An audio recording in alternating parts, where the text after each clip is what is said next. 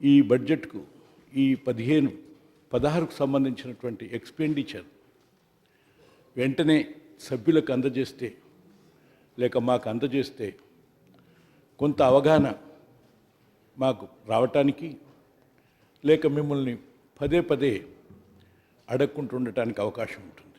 అది రేపు మధ్యాహ్నం వరకైనా అందిస్తే బాగుంటుంది అని చెప్పి విజ్ఞప్తి చేస్తున్నా అధ్యక్ష. అది ఎక్స్పెండిచర్ ఆటోమేటిక్గా ఫైనాన్స్లో ఉంటుంది.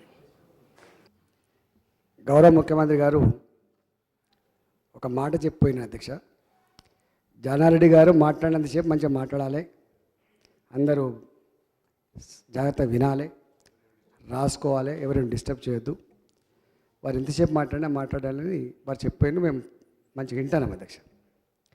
రెండవ మాట ఏంటంటే ఏదో హైడ్ చేస్తున్నట్టు అనిపిస్తుంది ఇవ్వకపోతే అనే మాట అవుతుందో, ఇది పబ్లిక్ డొమైన్లో ఉండేది జానారెడ్డి సాబ్. ఎందుకంటే ఇది దాస్తే దాగేది కాదు, ఇది 100కు 100% యాక్చువల్స్ వచ్చినాయి ఇవాళ మీ కళ్ళ ముందు. మీ కళ్ళ ముందు ఉన్నది. ఇప్పుడు ఆల్రెడీ మనం పెట్టుకున్నాం కాబట్టి ఎక్కడ కూడా హైడ్ చేసేటువంటి ఆస్కారం ఉండదు అధ్యక్ష. 80% కూడా అంబిషన్ ఉండొచ్చు, కొంత చేయాలంటే ఆడటం ఉండొచ్చు, కానీ ఇక్కడ హైడ్ చేసేది మాత్రం ఉండదని దయచేసి తమ ద్వారా విజ్ఞప్తి చేస్తాను అధ్యక్ష. ఇదే సమయంలో నా ఉద్దేశం హైడ్ చేయటం అంటే దాటవేయటం అని, ఈ గంటకు దాటవేయటం అని. అది దాచేది కాదు, దాగేది కాదు. రేపటికి వస్తుంది అధ్యక్ష, లేకుంటే ఇంకో 6 నెలలు పడుతుంది. ఈ 6 నెలలు మాత్రమే దాయటం జరుగుతుందేమో అని నేను అనిపించింది. కానీ మీరు దాచిపెడతారని అందులో ఉన్నదని. ఇటువంటి పారదర్శక కావాలని మనం ప్రయత్నం చేస్తున్నాం. పారదర్శకమైన ప్రభుత్వం ఉండాలని మనం హామీలు ఇచ్చినాం. పారదర్శకత కొరకే ఇవాళ సమాచార చట్టం వచ్చింది.